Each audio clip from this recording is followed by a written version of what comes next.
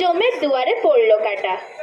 ভাইয়ের মঙ্গল কামনায় দিদিবা বোনের এই যে প্রার্থনা, এটা যতটা প্রচলিত, বোনের মঙ্গল কামনায় ভাইয়ের সেরকম কিছু প্রচলিত প্রার্থনা না থাকলেও সব ভাই জানে দরকারে সে খোলা তলোয়ার হাতেও লড়াই করতে প্রস্তুত।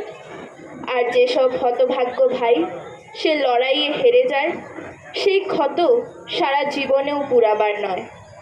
জীবনের যে প্রান্তেই থাকুক না কেন, যেখানেই পৌঁছে যাক না কেন, চকিতেই মনে পড়ে যায় এক ভাঙাচোরা কোঠাবাড়িতে রোগ শয্যাগ্রস্ত এক গরিবের মেয়ে একদিন তাকে বলেছিল, আমি সেরে উঠলে এবার আমায় রেলগাড়ি দেখাবি।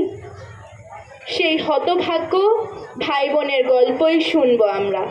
শ্রুতিনাট্য জমের দুয়ারে পড়ল কাটা, লেখনীতে বিভূতিভূষণ বন্দ্যোপাধ্যায়।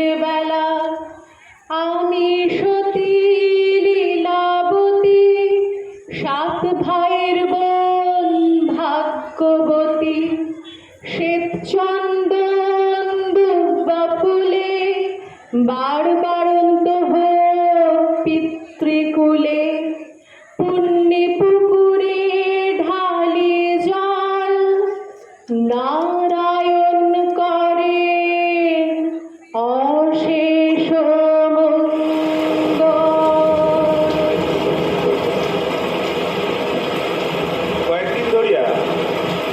বর্ষা চলিত, বিরাম নেই, এখনই থামে তো এখনই আবার জোরে চলে আসে।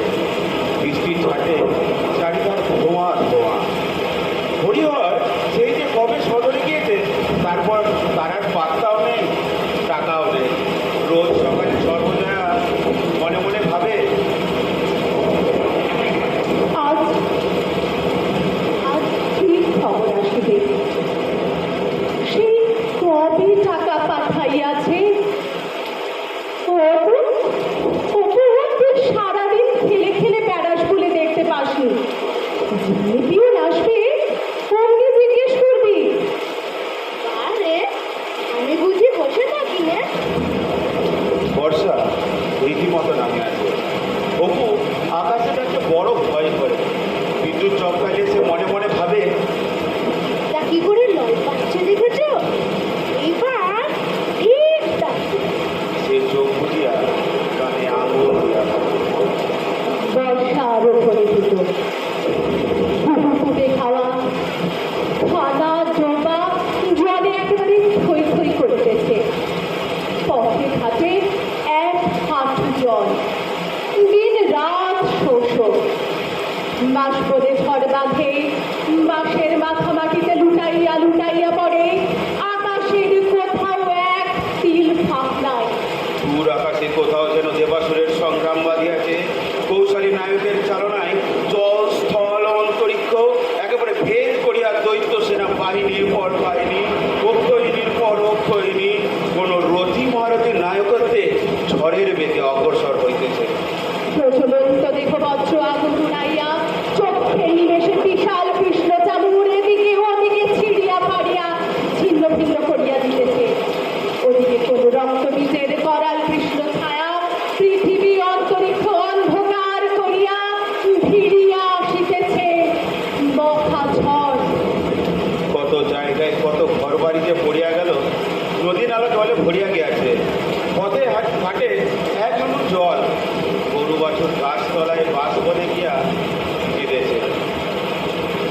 পাখালির শব্দ নেই কোনো। অপু অপু বারান্দায় উঠিয়া মাথা মুছিতে মুছিতে বলিল, আমাদের বাঁশবনে জল এসেছে রে দিদি, দেখবি? কতখানি জল উঠেছে রে। কাল তোর জ্বর সারলে গিয়ে দেখে আসি। চারদিকে গোলবাজার ফিরিয়া সন্ধ্যা নামে। দুর্গা যেখানে বিছানা পাতিয়া শুইয়া আছে, তাহারই একধারে তাহার মা ও অপু। অনেক রাতে সর্বজয়ের ঘুম ভাঙিয়া যায়। অপু ডাকিতেছে, মা, ও মা, ওঠো, গায়ে জল পড়ছে। মা, ও মা। সর্বজয়া উঠিয়া আলো জ্বালে। অপু দুর্গার গায়ে হাত দিয়ে দেখে তার কাকাখানা একদম ভিজিয়া সব সব করিতেছে। দুর্গা, ও দুর্গা, ওঠ, বিছানাটা একটু সরিয়ে নি, একটু পাশ ফিরে শো। দুর্গা, ও দুর্গা, সে কি ওঠ মা, চারিদিক জলে ভিজে গেল যে। ছেলে মেয়ে ঘুমায় আগে পড়লেও সর্বজয়ার চোখে ঘুম নেই। তাহার মনে কেমন ভয় হয়, গা ছমছম করে, মনে হয় কিছু একটা ঘটিবে, কিছু একটা ঘটিবে। তাহার মনের মধ্যে কেমন যেন করে। দুর্গার অসুখ সেই কদিন ধরিয়া একই রকম আছে। ডাক্তার নাই, ঔষধ নাই, পথ্য নাই। বলে, এক পয়সার বিস্কুট আনিয়ে দেবে মা, নলতা মুখে বেশ লাগে। সাবু তাই জোটে না, আর বিস্কুট। ছেলে মেয়েকে লইয়া গ্রামের এক প্রান্তে নিঃসহায় সর্বজয়া মনে মনে বলে, ঠাকুর, ঠাকুর, আমি মনে তাতে খেতে নাই, কিন্তু ওদের জন্য কি করি? এই হিংস্র অন্ধকার ক্রূর ঝটিকাময়ী রজনী রাতটা যেন প্রলয় দেবী দূত রূপে ভীম ভৈরব বেগে সৃষ্টি গ্রাস করিতে ছুটিয়া আসিতেছে। আকাশে মাটিতে তার গতিবেগ বাঁধিয়া প্রচণ্ড শব্দ উঠিতেছে। সর্বজয়ার কোঠাখানা ধাক্কা দিতেছে, কোঠাখানা দুলিয়ে উঠিতেছে। আর বুঝি থাকে না। সর্বজয়া ছেলে মেয়ের গায়ে হাত দিয়ে দেখে তাদের গা ভিজে একবারে নেতা হইয়া গিয়াছে।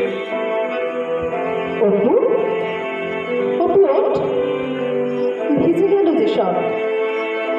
দুর্গা, ও দুর্গা, ওঠ, ভিজে গেল যে সব। দুর্গা, ও দুর্গা, ওঠ, শিগগির ওঠ, চারিদিক বৃষ্টির ছাটে ভিজে গেল যে। দুর্গা, হ্যাঁ দুর্গা, হে কি, হে কি, হে কি মেয়েটা কথা বলে না কেন? দুর্গা, দুর্গা, দুর্গা, ওঠ, দুর্গা, ওঠ, ভিজে গেল যে সব। ঠাকুর, ঠাকুর, আজকে রাত্রে কোনো রকমে কাটিয়ে দাও ঠাকুর, ওদের মুখে দিকে তাকাও। দুর্গা, দুর্গা, ওঠ, কথা বল, কথা বল দুর্গা। হে কি, হে কি তোকে এমন করছে কেন? দুর্গা, দুর্গা, দুর্গা